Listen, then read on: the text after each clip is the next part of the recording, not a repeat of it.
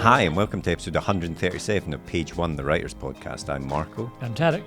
And thanks for joining us on the podcast, where we like to speak to writers of all kinds about their writing journeys, find out how they got into the industry, and try and get as many hints and tips from them as possible.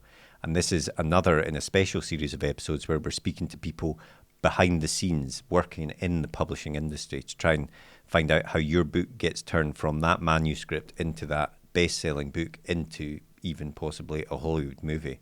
We've spoken to some brilliant agents, so if you've missed those episodes, please do go back and check those.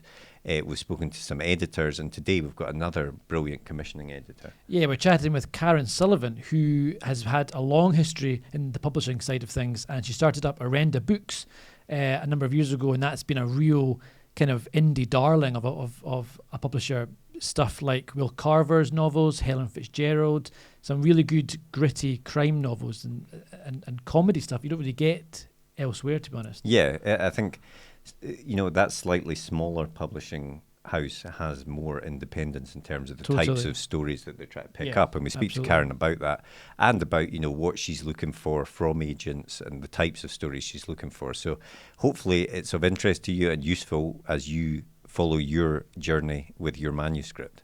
We'll get straight into the interview with Karen now. So on with the podcast. So normally when we have an author on, I'll say, did you always want to be a writer? But did you always want to work in publishing? I actually always wanted to be a writer. And I was a writer, actually. I worked in publishing as my very first job, proper job. And then I left to become a freelance editor and writer. And I wrote nonfiction for years and years and years before I decided to sort of rejoin the publishing side of things. But I wrote books about raising children and discipline and emotional health and nutrition. And it's actually set me in very good stead with a stable of authors who don't always behave. And how did you get into publishing? What was the first steps towards So at the very beginning, as a child, I remember reading a book where someone's job was reading the slush pile. And I thought, that's a job, reading? So I thought, because I was a total bookworm. And I had an idea that I wanted to work in publishing, and it was tough to get into. I went for a couple of PR jobs very early on at Biggs in this country. I should say I'm from Canada. And I was traveling around the world and sort of got stuck here. But I decided that I wanted to work in publishing here because it was far more vibrant than the Canadian publishing scene. And the PR jobs, I didn't get any of those, probably because I knew nothing about British media. But I did get, my first job was secretary to the editorial director of an independent publishing company. And that was quite a baptism by fire, really. It was in the olden days where I won't say what company it was or anything else. We had a few Me Too moments. But one good thing is that in those days, the editorial directors and publishers were off wining and dining authors all the time. So I was very soon tasked with doing the figures for, the publishing schedule and quite a lot of high level stuff. So I learned a lot. And I soon sort of graduated up to being an assistant editor and then a commissioning editor before I left to become freelance. And is the publishing industry somewhere where you really do need to start at the bottom and work your way up? Is that kind of the usual way in?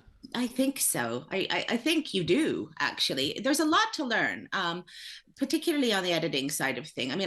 I had to take a course on editing and proofreading, quite a long course too. And then I had to shadow a proofreader and then shadow an editor for a long time before I was allowed to do anything on my own. I'm not sure that all companies adhere to those strict editorial standards these days, but that's how I learned. And I would expect the same for anyone that worked for us, for example. I think the editing is critical. You want readers to get as perfect a book as they can. Mm-hmm. But yeah, definitely. Start at the bottom. In a small company, you actually learn all sorts of different jobs. I was always helping out in publicity and in marketing and the editorial side of things, and fixing a photocopier the next minute. But it's a good way to learn. And there is a lot to learn, and it's really worth knowing all there is to know about publishing. And so when you get to the stage of actually starting to get to commission books and things like that, how do you, what is the process that you're going through there? Because presumably sometimes you'll be sent stuff that is a good story, it's well written, but for whatever reason it doesn't quite fit at that time, so it won't be picked up. So how do you go through that process? So it will be different for every publisher, because every publisher and every imprint of a publisher will have a very sort of specific criteria for their list. So some of them are looking for things like crime fiction series, for example, or really higher brow literary fiction. Here at Orenda Books, I'm looking for something. I love debuts. I love really I love fresh voices. I love authors that are doing something different with the genre, pushing it in new directions. I like books that maybe buck the trend a bit, books that people are going to remember. A lot of big publishers will be doing the opposite. They'll be sort of jumping onto trends because they know that they're going to sell. But I always feel that those kind of books have a shorter shelf life, and you're much better off. I mean, it might zip up the bestseller list for a short period of time, but it's soon replaced by something else. Whereas I'd rather publish the kind of books that people are going to continue talking about and continue recommending for years to come. So yeah, it depends. It depends. Every company will be different, but I think if you're an aspiring author, you need to look very closely at what is being published by that publisher, what they're announcing as coming up, because that will give an indication of any changes in their focus, any ways that the list is changing. And don't waste your time sending science fiction novels or fantasy to a publisher that does straight literary fiction. That's one of the most important things, and you will know this, all authors have to do. It's part of the job. It's part of the task of becoming published. You have to research everything, from who are the agents that are most likely to be interested in with the kind of books that you're writing, and who are the publishers who will be interested not just in publishing your book, but be able to take you and your book or your series, your future, into the future. Yeah, and so the submissions that you get, I'm assuming they're largely from agents, but am I right in saying you also get some unsolicited stuff as well? We do. So we only open our submissions for short periods every year because there tends to be a bit of a deluge. A lot of them so half of our list is in translation. So that's kind of taken over by international agents and people that I've come across at festivals and been interested in publishing what they do. But in terms of the English stuff, I would say maybe half of our authors came to us unagented. A lot of them have agents now, but from our point of view, it doesn't make any difference because we have complete parity at Orenda Books. So everyone gets the same advance regardless of previous success or provenance. And so having an agent doesn't mean that you're going to get a better deal, because you're not. Okay. So it's, sometimes I've had authors who are unagented getting things checked at the Society of Authors. And I'm like, I don't know what to say. Nothing's changing. This is it. And when you're getting this stuff in, how do you decide what's right for you and for like Orenda Books? Is it what do you take into account? What considerations? How much weight do you give to the letter or the sample chapters, all that sort of stuff? The letter is really important. The letter, I mean, that's what we see first, and that often indicates whether or not we want to read very much further. So let's start there. So the email or the letter. This is the author's introduction to us, and as I can't reiterate this more, and I say this everywhere I go, we publish people as well as books. So we need to know about you. Can we work with you? Can we market you? Do you sound like someone who's going to be easy to work with? Bring something to the team, bring something to the list, promote your book. So talk about yourself. Like that's when someone does talk about themselves, we're really interested in that. The other thing is a short sort of blurb style description of the book. A lot of publishers are really keen on comparison authors, and I would say that's good to position something in the market. So you could say something like, my book's a bit like Welcome to Cooper, but with this protagonist kind of thing. Yeah. The things that put me off the most are like J.K. Rowling, but better, or which you might laugh. That's a bold Yeah. statement to make. And going bold does not help. Really, it doesn't help. The other thing that people do is say, I write like, let's say, Johanna Gustafsson. And I think, well, why are you sending your book to me? I've already published her, right? That's not the right approach either. So I think what you want to do is position it in a very gentle way, just to give an indication roughly of what we're looking at here, and a very short summary. So like there is on the back of a book. And that's going to probably tempt me to look. If again, make sure that it's, I think flatter us. That always helps. I think if you say, I read this book and I really loved it because it looks like you're interested and it looks like you know who you're talking to. Don't start your email with dear sirs, because I'm not a sir, and probably never will be, and that's just insulting. There's things like that matter. So when we open it, so if it looks like something that we're never going to publish, we will instantly say we're never going to publish this in a very polite way. And then if it's something that has promise, there's always a little internal discussion. So we have Liz, who is our submissions reader. And she's the first port of call. She has never made a mistake. She always knows what we like. So she reads them all first, all of them. And then every week she gives a little update. And she maybe gets through 10 or 12 a week. And there are lots of maybes. Let's just say that. And then there's a couple of yeses, and then there's usually quite a lot of no's. And the no's can be for the simple reason that it's too similar to something we publish already, whether it's in style or a subject, or it could be not a good book. But she is very good at that point at saying, there's something about this book, I don't know what it is, I like it. So we'll look then. So there's Wes Camel is my editorial director, and so Liz just works part-time. So there are only 3 of us that work for Orenda Books full-time, and that's me and Wes Camel, my editor, and Cole, who is my son, who's worked for us for about 8 years now. He does all of our digital marketing and all of our promotions and international sales and stuff. Anyway, Wes Camel and I will then go back and forth, read bits. And what will catch my eye is any number of things. Sometimes the writing is glorious, but the plot is hopeless. And you think, well, actually, there's something here, right? Like I think we can fix this. And it's worth it because that writing is so special. Yeah. Or else we'll have a story that is just amazing. And we think, okay, this writing needs some help, quite a lot of help, but we can work with the author. So we have, I'll tell you a good story later about, it's a cautionary tale with a happy ending. We will work with an author sometimes to mold the book and teach an author their craft effectively, because I think someone who's really clever with plotting and can come up with something sophisticated and original and characters that are memorable but can't quite put the pieces together, that's something we can fix too.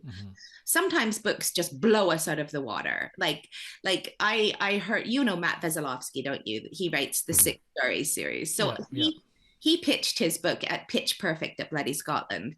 And instantly I knew that was something. I hadn't seen a word of it, but it's told in a podcast format by, an elusive online journalist who is investigating cold cases. And I thought, yes, I just love the idea of it. And he was compelling. And yeah, he, for sure, when he was learning, he needed a ton of work because we had to keep sort of wrenching him back from the horror genre into a nice little blend of both. But he's so creative, such a brilliant writer, and so it can be a package, right? It's a lot of different things. I think bigger publishers might look for something that's more fully formed. But a small publisher can take risks in a way that a big publisher wouldn't.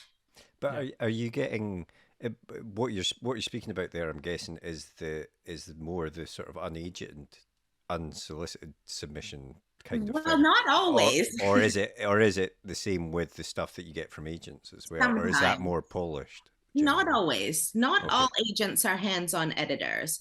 Some of them just have a great eye, and I would definitely look at something they sent me because I know that they have maybe similar taste to me or really know me and what I'm looking for. But no, not all agents are. I'm sometimes surprised at the quality of agented submissions, and similarly, we can get some beautifully polished unagented books.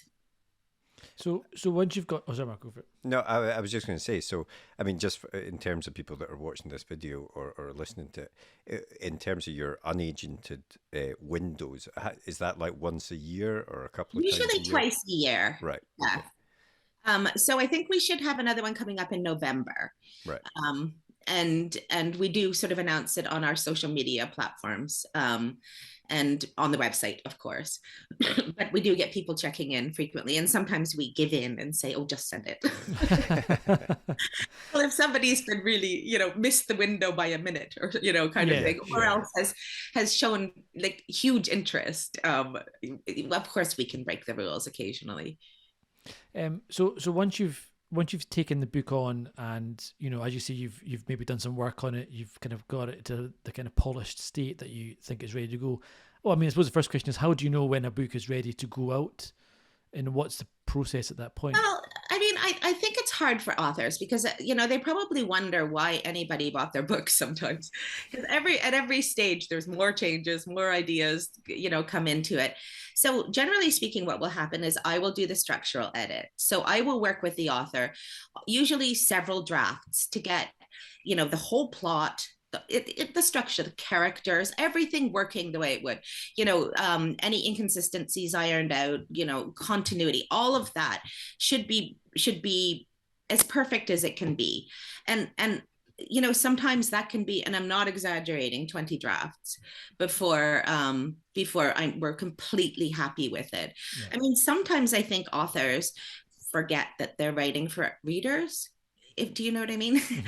Yeah. Yeah. Like they've had this book in their head and their heart for so long, and people can be quite protective and not really remember that ultimately you've got to hand it over now, and this is for someone else to read, and things that are crystal clear to you might not be to the reader. So we'll be adding depth and explanations, and we're not dumbing down in any way, but making it something that a reader will enjoy and sort of remember and feel positive about. And then it will go to Wes Kemmel, my editor, and he will do a copy edit, and he will also usually pick up something that isn't working, that I'm satisfied with, but he's not. So that can take another back and forth. Again, it can take quite a few drafts. And then when everybody's happy, and that sometimes does mean concessions, because sometimes I'm aware that we've pushed an author as far as it's possible, and we're not getting any more. That's it. But that's fine. That's fine. And once we're really, really happy with it, then we'll proof it and off we go. And in terms of at that stage, presumably then there's a process in terms of the sort of marketing side of the book, the blurb, the cover, all of that stuff. Yeah, so that usually happens a little earlier. Right. Okay. So the jackets. So I'm commissioning jackets from our designer. He's freelance, but he does all of our books. And I'm commissioning jackets for next June now. And we're still, some of those books haven't even really hit the editing suite. I think we're finishing off. It's kind of a mess, but every author was late this year. I just can't believe it. It's like, oh my God, my schedule is a complete mess. This has never happened before. So we have to sell in a year in advance for export, and to give retailers a heads up, the big retailers and independents and that kind of thing. The bookseller has a bookseller guide that's about 9 months in advance. So we have to have a pretty clear idea of where we're going with the book, because we've got to write a sort of a mini bit of text for all of them. A lot of them will have jackets by then, so 9 months. So before, sometimes we've even crack the editing, we've got a jacket, and the author is absolutely involved in that process. Ultimately, the final decision goes to the sales team. And our sales are looked after by Simon and Schuster, and we have to go with their final choice. I mean, we've rebelled a few times, and sometimes they want us to be more commercial than maybe we want to be. I sort of point out that we're like the cool indie record label kind of their brand, but they don't always buy that. So we have. So that can take a while to get that. Sometimes they'll show them to Waterstones, and doing that and getting their approval means that we get more support, which is important. And the blurb is written, well, I've written the blurbs all the way up to the end of June next year. So again, that's quite a long way in advance. And I write the blurbs, but I will run them past the author again, who can usually add something or veto something. But usually everyone's happy with that. And marketing ideas usually come like at a really inconvenient time, like when I'm in a bath and have no pencil. But my kitchen is full of Post-its all over the place. Because again, I've got like a wooden spoon in my hand, just thinking, oh my God, that's perfect. So yeah, these are strikes of inspiration. And our strategy usually kicks in. We start doing teasers about 4 months before. Usually we have something when we sign it and announce it in like the Bookseller and on social media. And then about 3 or 4 months before, we'll start doing teasers on social media and stuff to encourage pre-orders and things like that. But yeah, the marketing is fun. I love that. That's got to be some of the best. And is that presumably for different books, different authors, you'll have a different strategy that totally you might different. Think will work? Yes, totally. I mean, there's some things that stay the same. I mean, we always do a really big month-long blog tour. That's important, just to get that buzz going. That's important for people to talk about your book, but also to have visual recognition. So if you've on social media, on any of our platforms, you will see the same jacket going past over and over and over, with different words and different people's recommendations for a whole month. So when you walk into a bookshop, it's going to look familiar. Yeah. And that's really part of it. If you're flicking through online on one of the online retailers, book retailers, same thing. You'll think, oh, I've seen that. And that's part of it. Yeah, we do Facebook ads, we do Amazon ads. I should say that super quietly, but they're driven towards ebook sales more than print sales. We do things like bookmarks and postcards that go out to the retailers. We did for Will Carver's Psychopaths Anonymous, we did t-shirts that said Psychopaths Anonymous, join the club. And they went out to retailers. We also sold so many of them from our website. It's amazing how many people want to join the club. And once a book's out and the marketing, obviously the hope is that it sells well and it's a big massive success, etc. But how do you judge the success of a book? Is it purely about earning up the advance, or would a book with poor sales but a good kind of critical acclaim, would that count as a win? Yeah, it depends on who you're talking to, right? The guy who pays the bills has a different idea than I do. I feel very strongly that if I believe in an author and take them on, then I'm going to stick with that. And it can take lots of books before an author gets where I want them to be. So sales are important, obviously, but sometimes it takes longer, and I'm fully aware of that. And it's really that strategy has paid off in a lot of ways. I mean, a good example of that is Doug Johnston. So we published 2 of his standalone books. He was published by Faber before he moved to us, and they sold really well. They were shortlisted. One of them was shortlisted for the McIlvanney, and I think a hair's breadth from winning. And congratulations to you, Derek. And critical acclaim, absolutely, tons of review coverage. But then he wrote the Skelf series. So, which is, as you know, it's 3 generations of women in one family running the family funeral directors and private investigators. And I don't know, he's found his voice, right? The first one was the most borrowed book in Edinburgh libraries. I mean, it's just gone from strength to strength. People are calling themselves scalpaholics, and it's just joy. I'm so glad, that I didn't, stick with worry about, okay, critical acclaim, but not enough sales kind of thing. Because he's just, it's my belief in him, my investment in him has totally paid off. So yeah, I think critical acclaim, that's hard to get to, because we have incredible books that are published at very busy times of the year.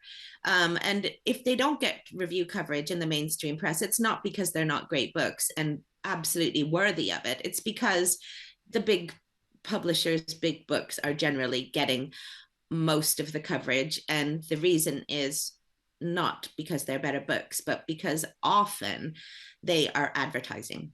And we know what newspapers and magazines need right now is income.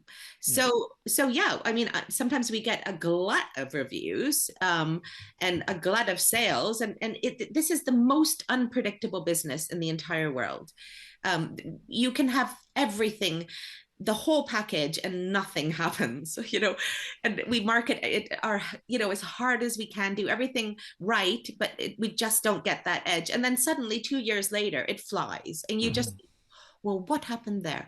But we don't give up. So after publication, it doesn't mean we've stopped. We advertise continually. We keep on promoting. We keep doing giveaways for these big books. We do book bubs, so that we get tons of digital readers. And people say, oh, I want to sell real books, not ebooks. Well, I don't feel that way. I feel like a book is a book, and if people are reading your books, they're going to recommend them. They're going to talk about them, and that's what you want. And do you think that whole approach that you've just described there is something that Orenda has a bit of almost an advantage in a way, in terms of the support that they can give their authors, in a way that a big publisher maybe doesn't, because they're so focused on the figures and the income, I'm guessing? Yes, absolutely. And people get dropped halfway through a 2-book deal because the sales didn't live up to expectations. And sometimes, as I said, it's we're dealing with human behavior here. It's not a predictable quantity. So I think very good books have sort of been cast aside, and authors, for no good reason. I definitely would have stuck with some of those authors. And I suppose it's quite nice, because knowing that you've got an author who may take 3, 4, 5, 6 books to break through for whatever reason, I guess knowing that they will break through at some point, all it means is that you've got more books of their back catalogue suddenly available to everyone, and they must lead to spikes in their older books, etc. So absolutely it does. And I really feel like it gives the authors some security too. So my authors are writing their best books. They're enjoying writing. They're not writing to what they perceive to be the new trend or something that they think a publisher is going to like. I mean, I often don't even know what they're writing until they deliver it. And that's exciting for me. I kind of want to do that for the reader too. Like, look what Will Carver did next. It's fun. And they because they're more relaxed, I think their writing is more powerful and confident, and they're taking risks with their writing, which I think again is going to attract critical attention, and ultimately that all important word of mouth thing. And just linked to that, I suppose, is you said there that you're not even sure sometimes what the authors are working on. I mean, do they have discussions with you either directly or via their agent or whatever, in terms of like, I've got these ideas, what one do you want me to focus on, or anything like that? Usually they have a pretty good idea about what they're doing. Sometimes we've moved ideas around. Like, we were going to publish Psychopaths Anonymous before we were going to publish The Beresford in Will Carver's sort of canon, because when I was writing my early advanced copy for the retailers, as I was saying, the export and stuff, I kept saying, but what's the hook to this book? And he couldn't give me one, so we shuffled them around, and he did the other one. And then when the time came for me to do Psychopaths Anonymous the second time, I said, so I still don't get it, what's the hook? And it turns out there wasn't one, and it was one of our best-selling. Go figure, right? And I mean, is that we've talked to a lot of folk about in the past in the publishing world who quite like their authors to kind of be in a box or be in a marketable genre, you know, to be like you're a procedural crime man or you're a fantasy woman, etc. So like, but is that? I get the impression it's not something which you're too bothered about. I'm not bothered about it. I mean, there are disadvantages to that. So we have an author, Louise Beach, who has written in virtually every genre there is. You know, she's written historical fiction, she's written a gay love story, she's written psychological thrillers, straight women's fiction, you know, straight literary fiction, and that. You know, we've seen a gradual growing of her following with every book she writes, regardless of the genre. But I don't think it's made easy for her. So when you know, you go into a bookshop and you think, oh, I love that author. Her books are never together. Yeah. You're never going to be picking up, oh, there's a new Louise Beach, because you'd have to go to 6 different parts of the bookshop. Yeah. So there is that, and there are people who sort of buy into a single, you know, there are, as we know, of people who say they won't read anything else but this specific genre. Hopefully not our readers, because I think that's part of the joy of doing this. It's you know, we're surprising people. You know, a lot of our readers have never read translated fiction before they picked up some of ours, and I deliberately didn't market some of the early stuff as translated. I mean, we put the translator's name on the back and everything else, but we got one of them, Agnes Ravatten's The Bird Tribunal, into a big, huge a WH Smith Fresh Talent promotion, and they took, you know, maybe 10,000 copies, all of which were sold. But I didn't bother to tell them it was like Norwegian. But you know, obviously, when you pick it up and look at it, it's clearly. But I think sometimes you have to bring people on board through the back door. Yeah. And with authors like Doug Johnson that have had, you know, they've been published elsewhere and then they come to Orenda later on. Is it almost a reinvention at that point? Are you trying to, in the same sort of way that you just described there, trying to sort of relaunch them as a new thing at that point?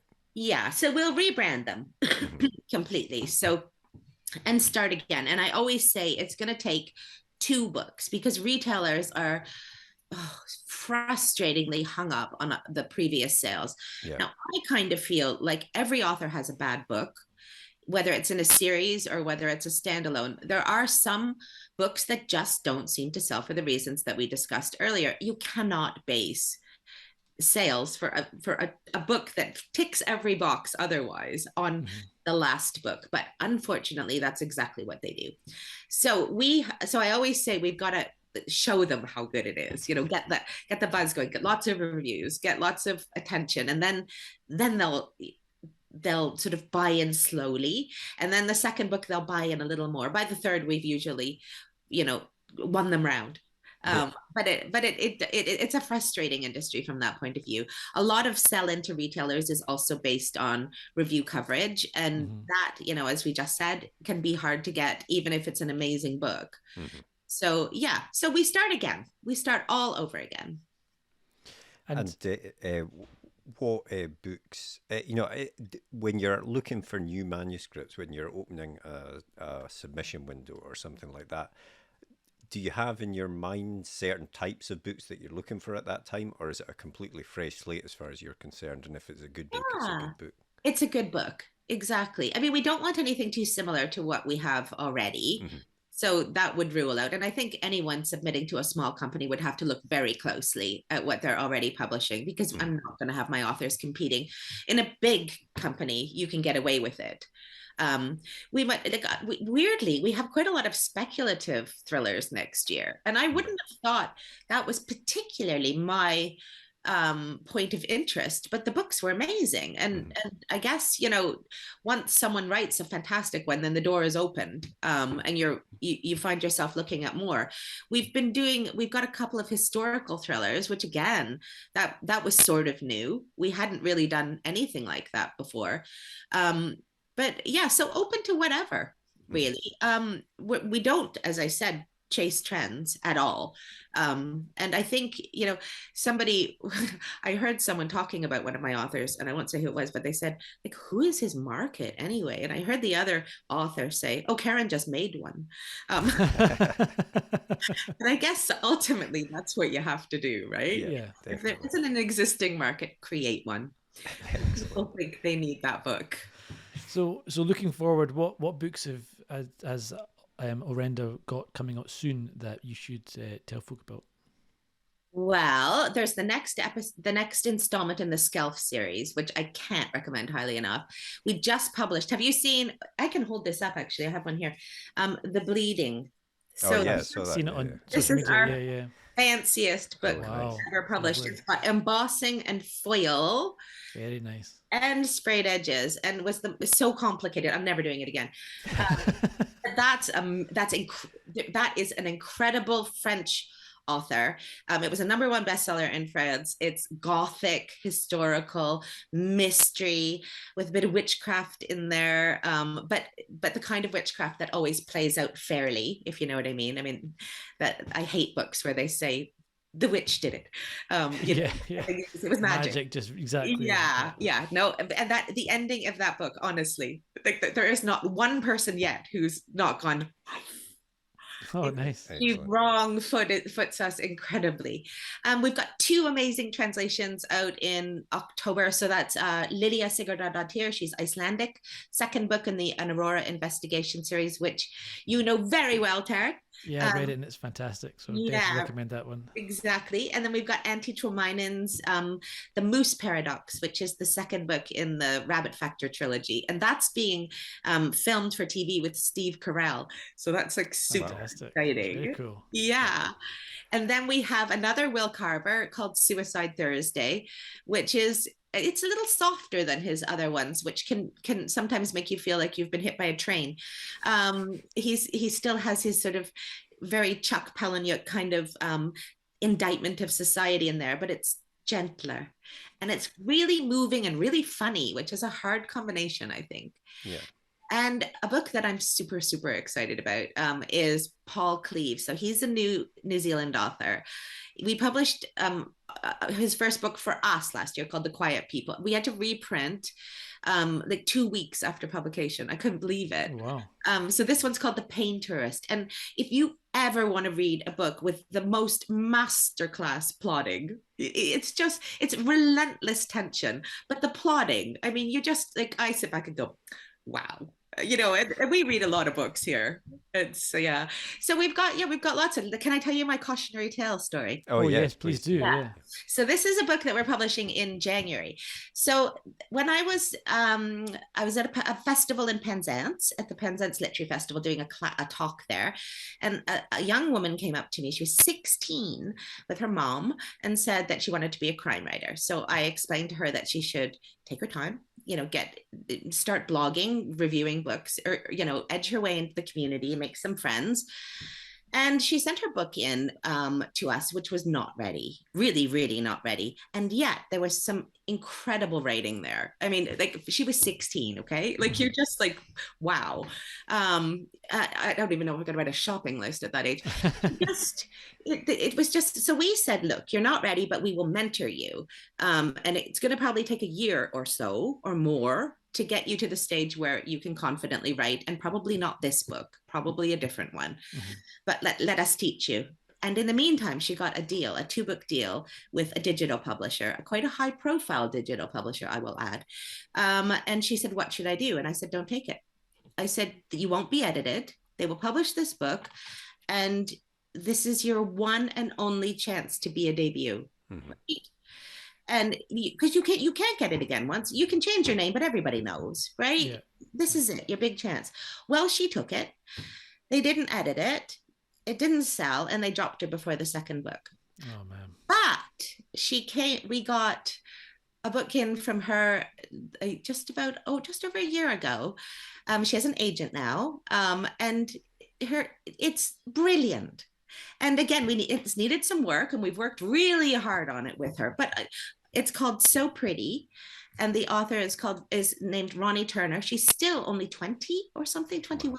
That's amazing. And the writing is, I mean, it's I almost can't describe it. It's like it's so visceral. It feels tangible. The word, like the way she uses her words, really incredible. So that's a book to look out for. And I'm going to make sure everyone buys this book to make up for her experience. But I think, new authors don't jump at a deal, right? Just because you're desperate and it seems like a good thing at the time, even with a big company, you need to make sure that your book is in good hands. Somebody's going to take care of you and make sure that it's the best book that it can be. Somebody like Orenda Books. Well, I think there's lots of publishers that do what we do. And it's important, really important, because you can, your career can be ended very quickly. Yeah.